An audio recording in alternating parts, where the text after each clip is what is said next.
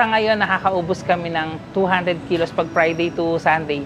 200 kilos na bagnet at saka yung chicharong bulaklak, 200 kilos siya nauubos namin. Iba yung lutong ulam. Bali yung 200 na yon para dun lang sa namin, sa pares lang namin yun. Dahil nag-trending nga yung pares, so nag-try kami, no. Unang try namin, sabi ko, subukan lang natin na kami lang, merienda lang muna namin. Tapos sabi ng partner ko, bakit hindi natin i-serve yung pares dito? So nag-try kami mag-serve ng pares. Nung unang 3 araw namin, nakakaubos kami ng 10 kilong chicharong bulaklak at 10 kilong bagnet o yung lechong kawali. Tapos after 3 days, nagulat kami kasi medyo biro-biro lang yung ginawa namin. Nagbablog ako, kunyari, sinasabi ko na kung saan may masarap, hindi nabablog. Ganun yung intro namin. Tapos nagulat kami, medyo nagte-trending siya. Tapos dumadami yung tao, inaasar nila ako, inaasar ako ng mga customer. Sinasabi ng mga customer na kung saan may masarap, hindi na ba-vlog. Tapos natatawa na lang kami hanggang sa may mga vlogger na nag-approach sa amin.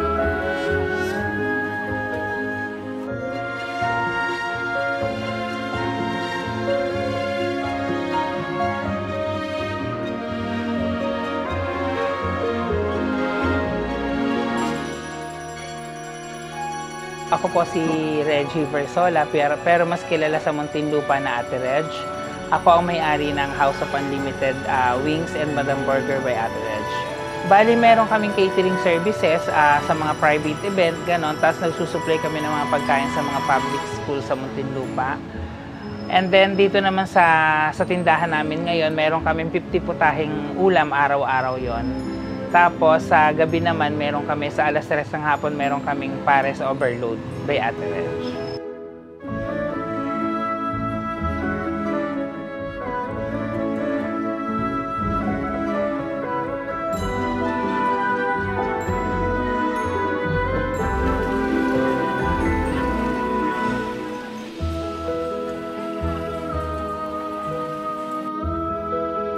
Bali sa pares overload namin, meron kaming chicharong bulaklak, merong crispy bagnet o yung lechong kawali, tapos meron din siyang laman ng baka. So 3 yung laman ng overload namin. Tapos unlimited ang juice, unlimited ang java rice, unlimited ang taba ng baka. Tingin niyo po, bakit po kayo yung Ang sinasabi kasi nila, hindi ko alam, pero sabi naman nila, lahat naman ng pagkain namin ay masarap. So siguro sa timpla pa rin talaga ng pagkain, bumabalik yung tao. Kasi doon natin nakikita kasi yung mga customer namin, repeated customer, hindi mga bagong customer Kumbaga yun at yun, tapos nadadagdagan. So kaya sabi siguro, nakikita nila talaga maayos at masarap naman yung pagkain, kaya bumabalik-balik naman sila.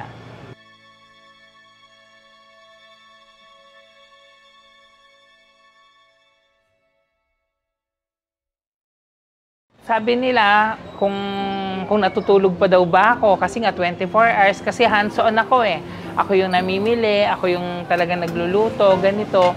So tamang time management lang naman. Pag medyo napagod, pahinga sa sasakyan. Ginagawa kasi medyo malayo ang bahay. Pero pag medyo mahaba-haba naman yung kailangan ipahinga, talagang umuwi kami. Tapos palitan na lang kami sa tindahan.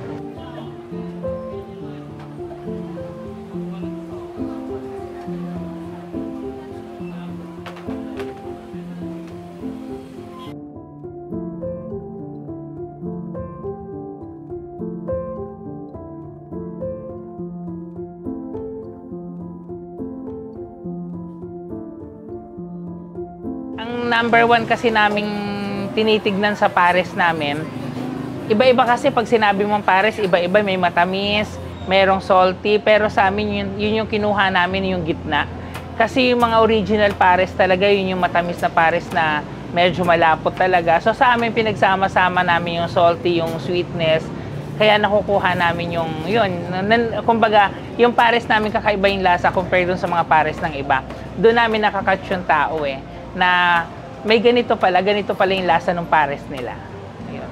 And then, isa pang tinitignan natin, yung panlasa, kasi sa totoo lang, hindi ako chef by profession, hindi talaga ako magaling na magluto. So, nakakatakot sa ganitong negosyo na yung mga kakain, yung mga customer mo, hindi lang basta marunong kumain.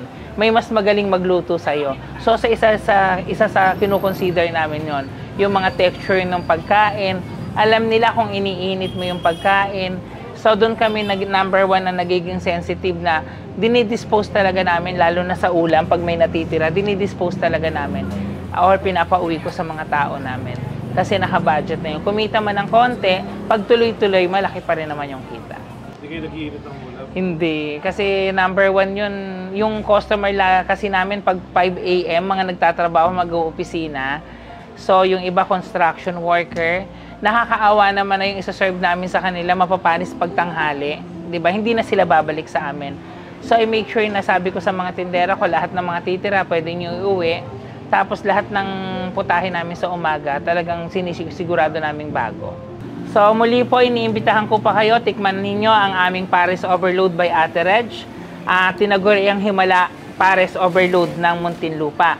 So open po ang Pares namin ng 3 p.m. hanggang 7 a.m.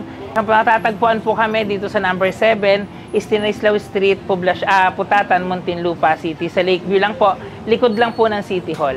So, doon po sa mga tumatangkilik na customer namin, lalong-lalo na po yung mga dumadayo sa aming lugar, maraming salamat po. Hindi po magtutuloy-tuloy at magiging successful ang aming negosyo kung hindi dahil sa pagtangkilik ninyo. Kaya't umasa po kayo na sa pagdating pa ng mga araw is mas gagalingan pa namin yung pagsiservisyo at sa mga lulutuing ibibigay namin ng mga bago.